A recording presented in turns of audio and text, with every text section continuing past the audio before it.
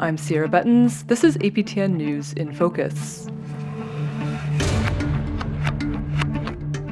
On this episode, honoring the life of Dan David, the father of APTN. My name is Dan David, and my Mohawk name is Tired Anote, and I'm a writer, a freelance journalist, and a media trainer. David has been across the country and around the world. On APTN's 20th anniversary, he spoke with host Rick Harp about the realities facing Indigenous journalists in Canada. So before APTN, I could only dream of an all-Indigenous newsroom. And I'm wondering what it was like for you to work in places like CBC and TVO and be most likely one of the very few, if the only Indigenous person in that space. It was lonely. Yeah, there was you were always judged slightly deficient, not good enough, because you were a token hire, because you were, an employment equity person, hired because of the color of your skin, not your skills or experience. So you had to prove yourself, and you had to work twice as hard. That's the cliche, but it's also very true. You had to work twice as hard and work twice as long to be accepted as a journalist. Was there ever the infamous quota, "Thank you, we have enough Indigenous stories this month"? Oh, yeah. I mean, that happened all the time. In a place like Regina, Saskatchewan, of course, they're all looking at stories that are going to mean something to their audience, and we weren't part of that audience. Our people were north of the tracks in Regina, and so everybody else, farmers out in, Melfort, Saskatchewan, they were part of our audience, but not people over at Cody Reserve out near Manitoba or even Capel Valley. No, they just weren't part of our audience. And I went around and asked a whole bunch of people in various newsrooms why we did so badly covering Native issues. And they said, well, one person was really quite honest about it. Says, because they don't buy advertising. If they don't buy advertising, then why should we cover them? Newspapers, radio, television, CTV, CBC, Global, it didn't matter. That was their public. That was their public, that was their target audience. We weren't part of it.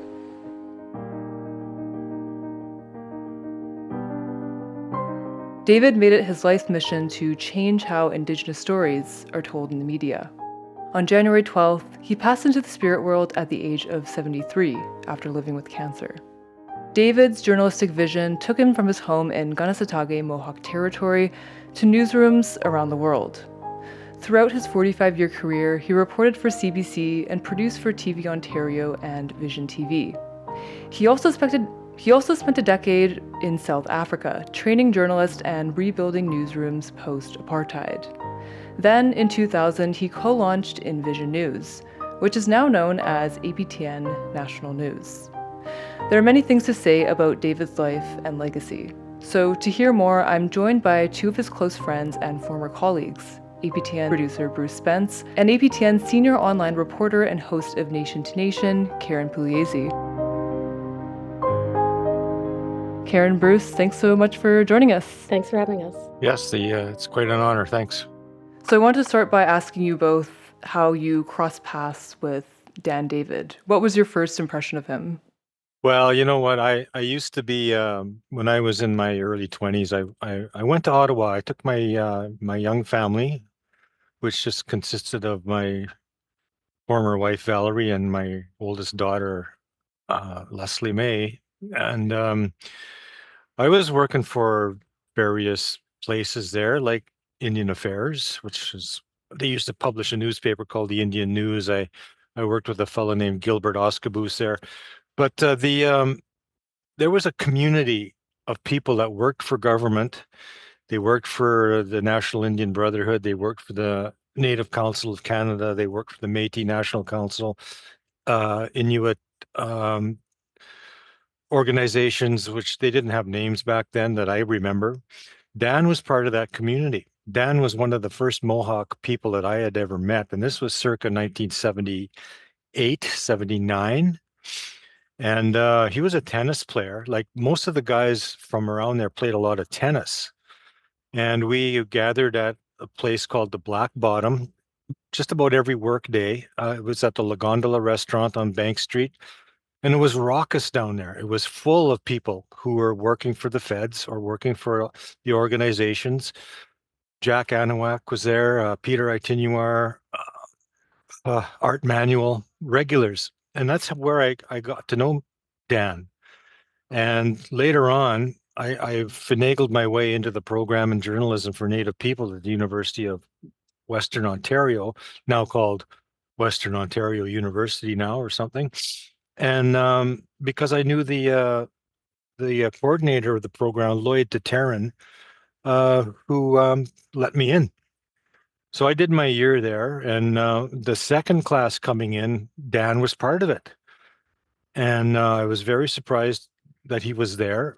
Garnet Anchiganem, God rest his soul, was also one of the other people that I know. So I listened to Dan on the radio on CBC. His radio documentaries were explosive.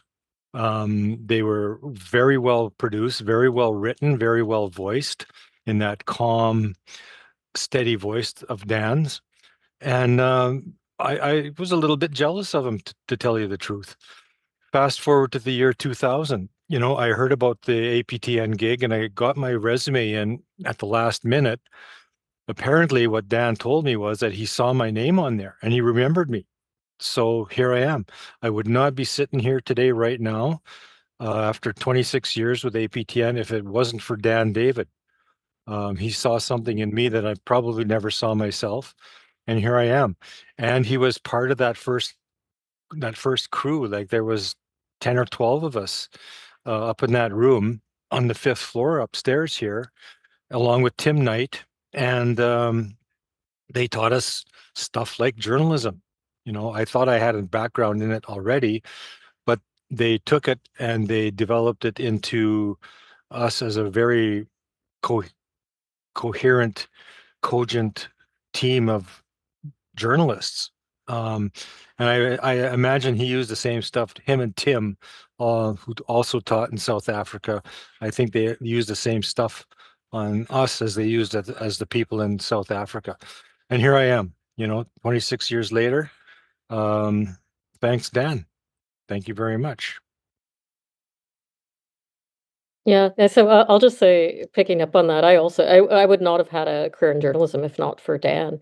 I had gotten pregnant during J school, and it meant that I was limited into, where I could move. I had a young child, and I wasn't with his father, but his father was very involved. So you don't move to another town like a lot of young people would move to another town, a small town somewhere, and work for peanuts and work their way up to some real position in legacy media, and I just couldn't do that. So, I'd gotten a job in at the civil service, thankfully not not Indian Affairs. I was at a Statistics Canada doing, technical writing, and, this what happened was, there was, an Eastern producer that Dan had hired, and he was looking for more Indigenous people with journalism degrees. And there was somebody, Jennifer David, no relation to Dan, who was working communications in at APTN, who had gone through Carleton University. And she reached out to Carleton University and said, were there any other Indigenous people in the program? And one of my television professors said, yeah, we graduated this person, Karyn. The only thing is, she doesn't look Indigenous. Does that matter? And she said no. So the professor called me up and said, you should apply. They seem to be very serious about hiring people, and they don't even care what you look like. Which I I only understood kind of what he meant later, because I am on the pale side. Um, so Dan didn't hire me in, but if there was no APTN, I would have no career in journalism, because Ottawa, where I was trying to find work, is one of those places where there's a long lineup of journalists who already work for CBC, who already are established in the media, who are trying to get there because it's considered to be a good city to work in because of the proximity to the Hill. So when I first met Dan, he kind of came in to scope me out because he was surprised that they'd hired a student. I'd gone back in to do my Master's of History. And he said, we weren't ready to take on students yet. And I said, no, no, no, I'm a real journalist. Like I actually graduated. I just couldn't find work anywhere. So I went back into school because I didn't know what to do with myself. And Dan really talked to me about it, the work that he and Bruce and the other journalists he had originally hired had done in thinking about what news should be. And he would talk over and over again about his vision. And to us, it all became Dan David's vision for news, very much informed by his time in South Africa and his idea of doing things differently. But he had built it with the team. And I think two things just immediately struck me was that I wasn't expecting to walk into any news organization and have the big boss pay direct attention to a little wet behind the ears green journalist. Um, but he had like long conversations with me and sat me down, and I mean, I felt very formal about it, and he was just very relaxed. And later on, there'd be training weeks and stuff where it didn't matter how junior you were. It didn't matter how small you were, it didn't matter how new you were. Dan thought that everybody's ideas matter, and he took you very seriously, and took your input very seriously. So that really struck me about him, and I learned a lot about leadership off of him from watching him behave that way, which I think came from, like his traditional Mohawk roots. And then of course, I'd also been I'd grown up during the area where apartheid ended, and I think I read a lot by Biko, who is an activist there, and a lot of what Dan was saying about discrimination and setting up something of our own really sat with me because I remember one part of Biko's book where he talks about he says something like, "You damn liberals want us to go sit at your table." And we don't want to sit at your table. We want to smash your table, build our own table, and we will invite you to sit at it. And to me, that's what Dan was doing in news, and it all seemed very revolutionary. We weren't looking for a seat at the CBC table or at the Citizen table. We weren't asking people kindly to be let into the industry. We were building our own thing, and then he would describe news as a table that our people sat around. People would walk in to a community around a kitchen table and have all these conversations, and that's what he wanted news to be. So I felt like I immediately got what he was saying, and over the years he would talk more and more about South Africa and how it influenced him, and how that influenced the news that he was building.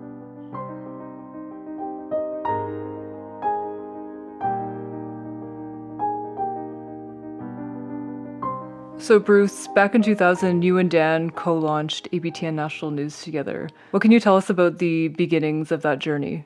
I think I would give more credit to Dan and Tim Knight for doing that because they facilitated this group of very diverse thinkers and doers into a unit that was able to put together eventually, after a month in the same room, eventually able to put together a newscast, which was quite a remarkable feat for him to do. It was what is news to us, and we did have a conversation as a group about well, somebody suggested it's like sitting around the kitchen table and you're explaining to your grandmother what the story is and who the people in it are and what's happening. And it was all very basic, but it was all the fundamentals of journalism. And the other part of it was just figuring out what each other's talents were and where to use them. A couple of people were more into the technical aspects of the job, and the majority were reporters. So here's how you do a story. Here's how you focus a story. All of the fundamentals were there, and a lot of that stuff picked up at Western Ontario as well, and I'm sure so did Dan.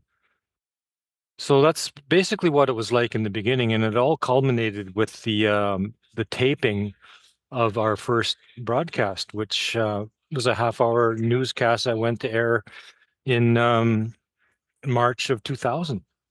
And just getting to that point was a task, and then just watching the thing go out there was very satisfying. And I think Dan was very proud of us at the time, and probably should have been anyway. And so, going back, what realities were Indigenous journalists facing, prior to the launch of APTN when you, Dan, and other journalists were in the field? There's a couple of areas. Was it just getting into the bleep bleep newsrooms? I was an experiment at CBC in 1983, and they got me in there to do some general assignment TV reporting for the local newscast. And they found out I was fairly good at it. And then another fella came along, Jim Compton. They put me in radio. They put Jim in TV. And Jim did not have a very good experience.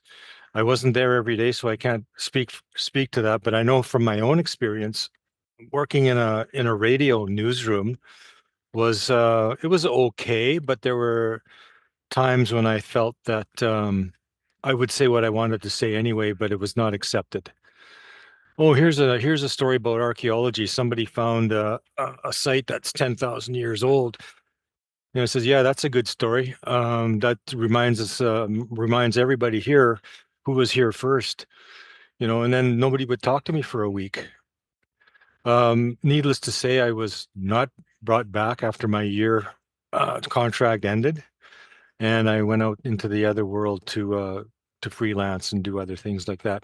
Now, the other aspect of that is just getting a leader from the Indigenous communities to take you seriously, or even just to get onto a reserve, or should I say onto a First Nation, because we were welcome there if we're doing a story that says this chief is a great leader and the dam he is building is going to help everybody in throughout Christendom. That's fine. But if you're saying, hey, what happened to that 10 million bucks that was sent over for healthcare, it seems to have disappeared. Do you know anything about that? Well, man, and even at APTN, we had an investigative unit. People were run off the road into the ditch by people sent out by a chief. Karyn can attest to that. you know so there was all those things, and because we were given the fundamental tools by Dan, we were able to carry on and keep moving, and some of us are still moving in that direction today. And how do you think Dan did journalism differently? Well, there are some things, as Bruce pointed out, that he did the same. And I think a lot about this when we're talking about decolonizing news today. And I hear young people talking about it. The first thing I want to ask them is like, well, take a look and tell me what's not working about news. Like, what do you mean? Because I feel like perhaps they're throwing too much out. Dan kept a lot of the Western standards of journalism, like verification. Um, like the practices that you go through for balance. He would be critical of our own communities. We weren't there to cheerlead for our own communities. We were there to report the truth. And he said, like he thought that Indigenous journalists would want to be honest in their communities, and things don't get better unless you do talk about the things that aren't working. And, to Bruce's point, that's where we felt a lot of pressure. One of the first stories that I ever went out to cover, it was the first story I went out to cover, as a matter of fact, was on some people who were protesting um, their chief's decision to participate in um, uh, like an agreement to harvest trees. So it was essentially like one of those deals that you hear about all the time where the chief and band council sign it and sign an agreement with industry. And people are saying, no, they're cutting too much and they're ruining the hunting fields, where like hunting and trapping lines. Like, we're not behind this. And it splits the community. So I called the band office and they said, there's no story here and we're not speaking to you. And I went down and I talked to the people who are blocking the roads anyway. And they wrote to Dan and said, how dare she go into our communities and speak to our people without our permission? And Dan said, I think we're going to get this a lot, but I wouldn't ask the mayor of a town if it's okay to speak to people in the town about one of their policies. And that really influenced me. Like, when I had power, was managing a newsroom, I would say we don't need permission to go in. And that's very different from what some non-native outlets do. If a chief tells them not to go in, to this day, they don't go in there. And there is no traditional law that I know of about shutting up your people. That is colonized BS. And Dan saw through that. I think there were some other, like, just tiny things, that he felt we need to be more people-centered, not so expert-centered. People are experts on their own lives, and he would often say um, that we needed to give, that it wasn't balanced to give like like a lay person or an auntie or a chief like equal time in the story to, say, a minister of Indian Affairs, because a minister has 1,000 monkeys and 1,000 typewriters all like working to give him that perfect 8-second soundbite, whereas some of our people take longer to express themselves because that's our way. Like, just the way we talk, we tend to tell stories in a very circular way. We like to include a lot of context in our stories. And he said all that needs to have space in it. So, give the minister his 8-second soundbite that he's had 1,000 people working to perfect, but give our people space to express themselves, however imperfectly and with their context. And he was very heavy on context. Our original stories were like between 2.5 and 6 minutes long, and they weren't wasting your time. They were packed full of information. So these were all things that were very different than if you watched mainstream news coverage of Indigenous people. And, largely sometimes it was just that we believed people, or we knew how to fact check, or we actually knew what the context was. Because there was a lot of bad reporting. There was a lot of reporting very much focused on things like chiefs say there's a problem with water, chiefs say there's a problem with housing. And it kind of would start to get traction because journalists in mainstream would go, "Ooh, that housing looks bad. Oh, it's bad that you don't have clean water." And then the government would come along and say, "Well, we already give them $5 million or $10 million for that." And then the reporters would say, "Oh, well, there's no story. That obviously the chiefs are spending the money." And that would be the end of it. Like, they wouldn't investigate where that money went or how it got spent or why it wasn't enough. How much did Canadians get in comparison was not a question that they asked. And so we were really encouraged to, like, always question everything. And if we found that, you know, our chiefs or our leaders or our people were wrong, report that too. Like, it was really like looking for the truth as best we knew it. And, taking our time to do it and giving people space to tell their own stories. That's absolutely bang on. And if I may take that into my own context, Dan would tell us, we break the rules here. We're not going to do a 45-second story. Let your people you're talking to talk. And as a result, we did longer stories. And like Karyn said, 2 minutes, 5 minutes, 6 if it was really something. And yes, and we went to air with that.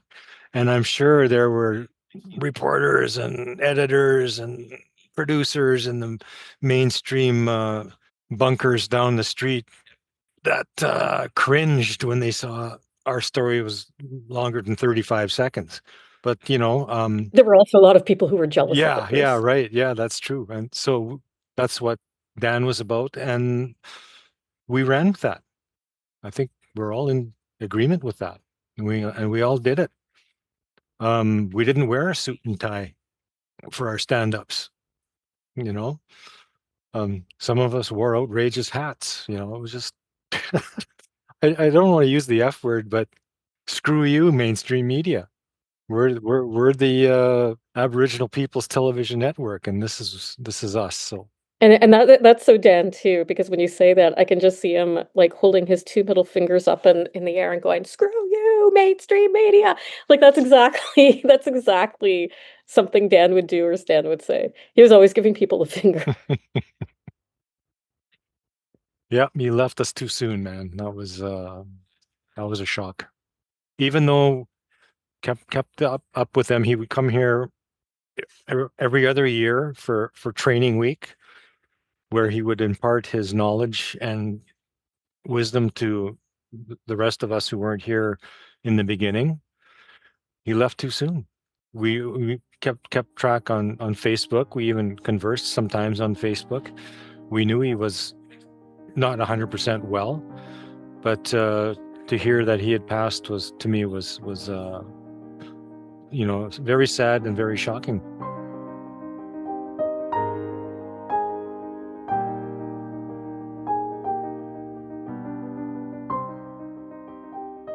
Bruce, so I wanted to go back to something that you mentioned earlier, and that was about, Dan being in Africa in 1994 to train journalists. And I'm wondering, what did he share with you about that time and how it impacted him? You know, there was not, from my recollection, there was not a lot of Dan talking about South Africa. Like, we knew he was there. He told us he was there. Sometimes he would give us a little anecdote about some of the stuff that he was doing there. I was more focused on my world, and if there was anything that came out of the South African experience into our experience, it was not that pronounced for me.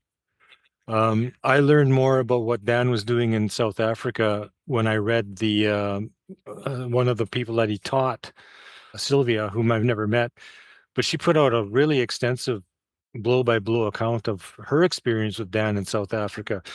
And I didn't know that there was a South African Broadcasting Corporation reporters in with you know these Afrikaner colonizers in with the people who had been colonized in the same room. I mean, that must have been quite a job to keep them from each other's throats, considering everything that was done to the tribal people of South Africa by the ruling class, and to witness the upheaval that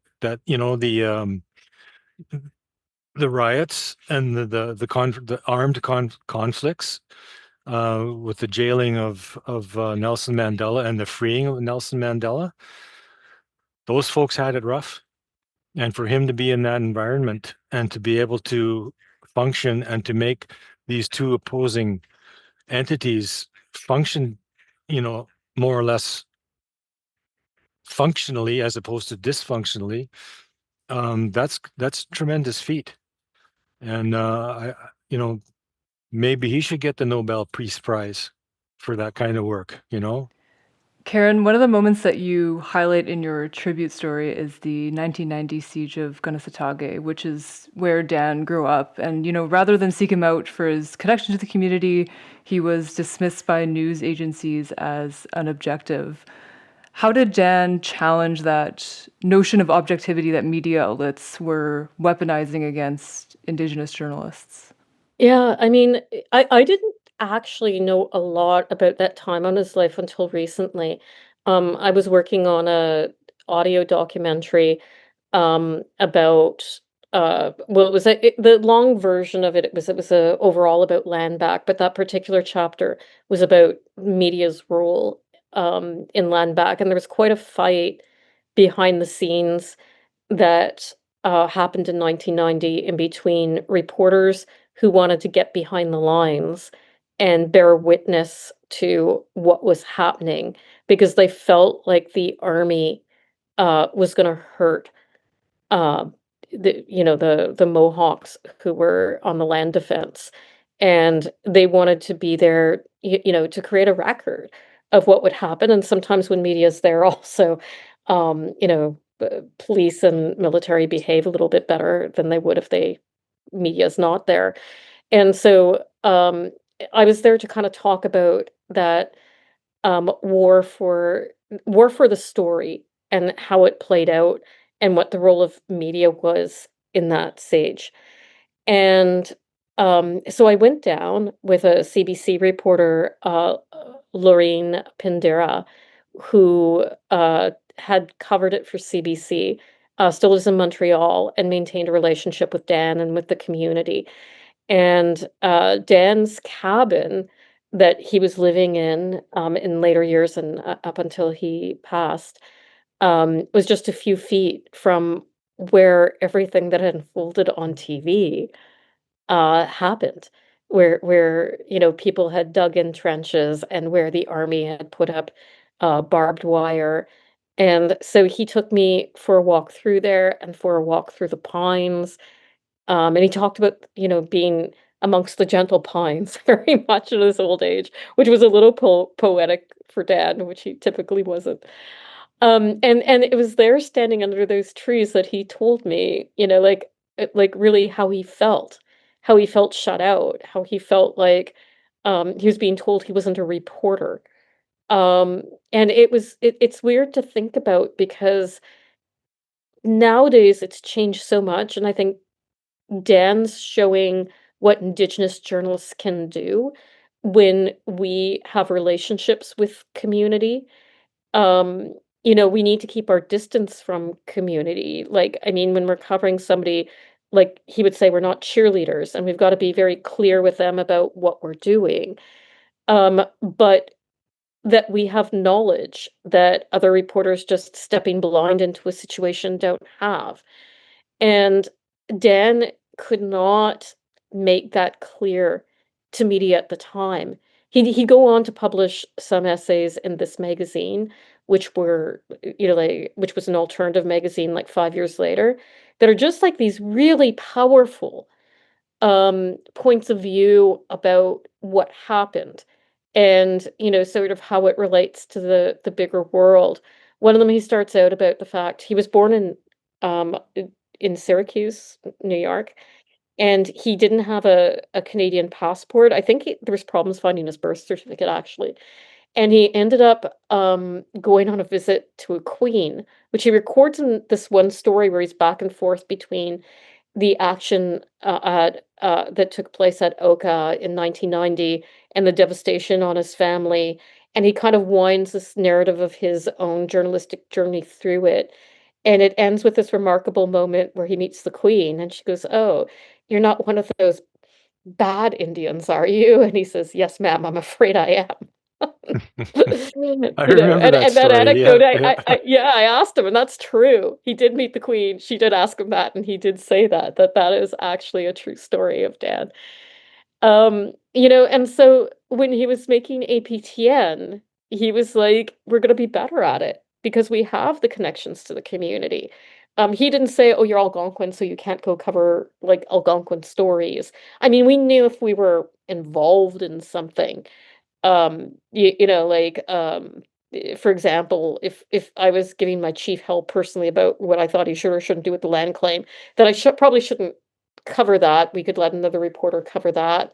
But even when our own family was involved in things, we could talk to them, so long as we were honest with the audience. This is my family.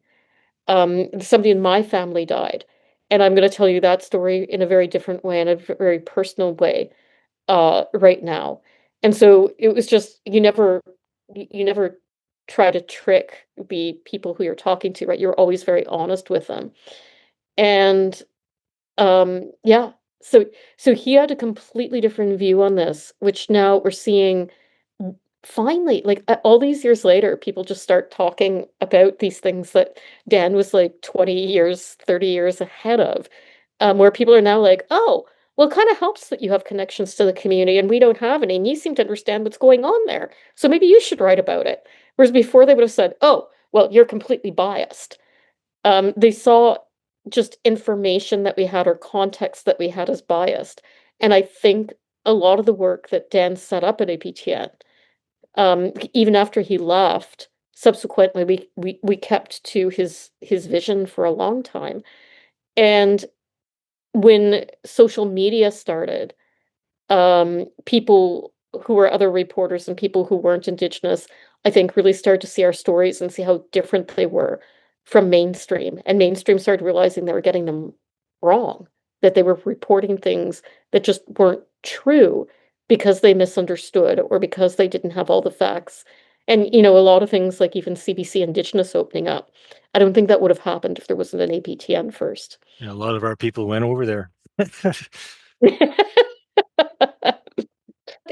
something though that Dan didn't mind. Like he talked to me about that. It was good. Hmm. It's like we will infiltrate them with Yep. our own people. You Yep. know? They won't know what hit them. I always think about it like there's if anybody who listens to Star Trek out there, there's this, it's Star Trek The New Generation, there was the Borg. And it was like that big box that would go around assimilating cultures. We will assimilate you, resistance is futile. And we'd all joke as like Indians, like that was Indigenous affairs. We will assimilate you. And Dan was very into Star Trek too.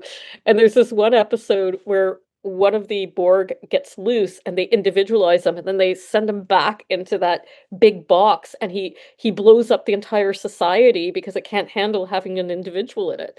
And I think that's very much how Dan saw our reporters going into CBC. Yeah. So, I think we could dedicate an entire series to all the ways that Dan David changed journalism. But I'm wondering, how does his legacy live on at APTN and, in the journalists whose lives that he's touched? Well, I mean, like for me, I learned so much about leadership from him. A lot of people get into management or higher up positions and they think, okay, well, I'm the boss and now I'm going to tell everybody what to do. And like I said, Dan wasn't like that.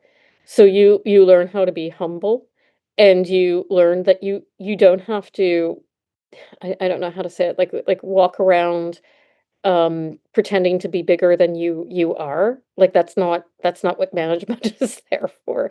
It's there to listen to people who have the best ideas and try to get anything in their way out of their way so they can be the best that they are. I mean, I learned that off Dan. Whether or not I executed as well as he did, I don't know. But I mean, I would have been a completely different person if not for him. I would have never gotten into journalism.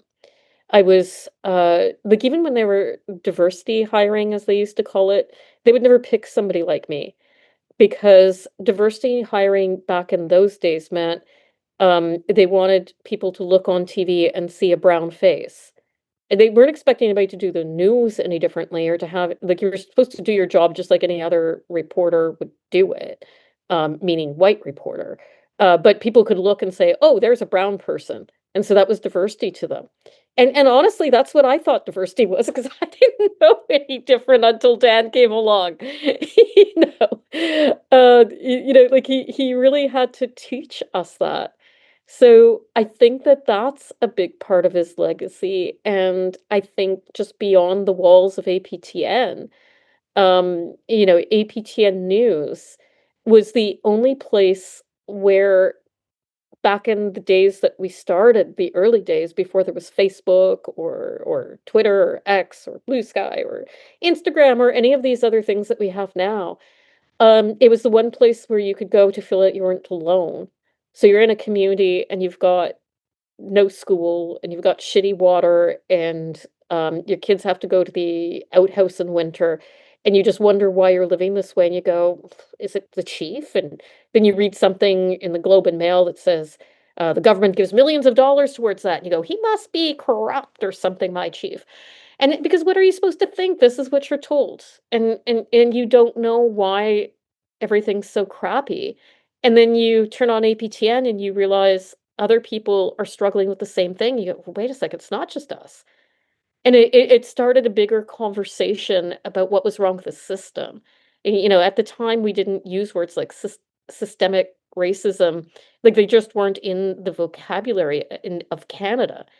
And I think that a lot of what APTN gave to our people was the ability to have those discussions and to know that like that there were things wrong outside their community, that they had things in common with other people. And what they did with that information is things like, "I don't know more." Like it's not our job as journalists to say go out and protest or, burn it all down or, or pray or give up or what are you going to do with this information? It's up to you. We're just giving you things to think about and telling you what's going on. But people did things with that, and that's got to be considered part of Dan's legacy too. We took what Dan gave us in the beginning, and we're still doing it. And I think that's the biggest part of his legacy. Just tune into Nation-to-Nation, watch our newscast, and you'll see stuff there that you're not going to see on CTV National News or the National on the other channel. That's his legacy. And I think there's one more thing too. Dan was pushed out of APTN. He was not treated well by our own senior management team of the day, none of whom are around anymore. Dan was still around. Dan was still coming back.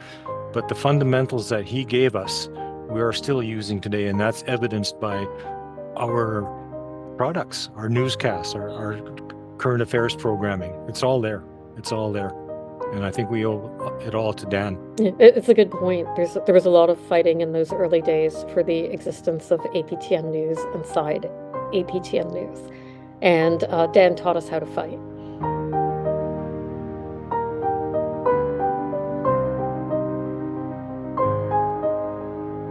Bruce, Karyn, thank you so much for making the time and joining us for this really important episode.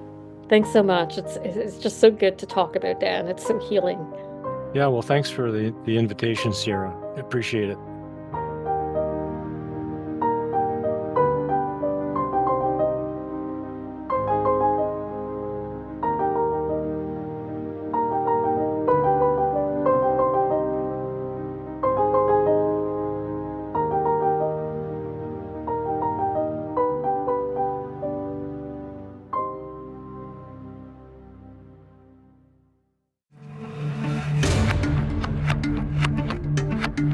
This episode was produced by Mark Blackburn and edited by Jesse Andrushko.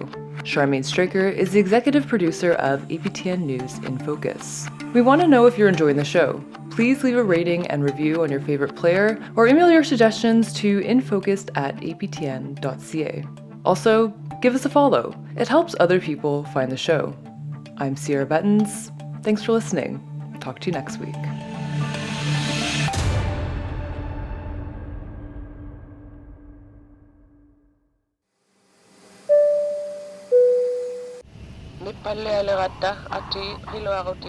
APTN presents a captivating journey into the heart of the North with our latest podcast, The Place That Thaws.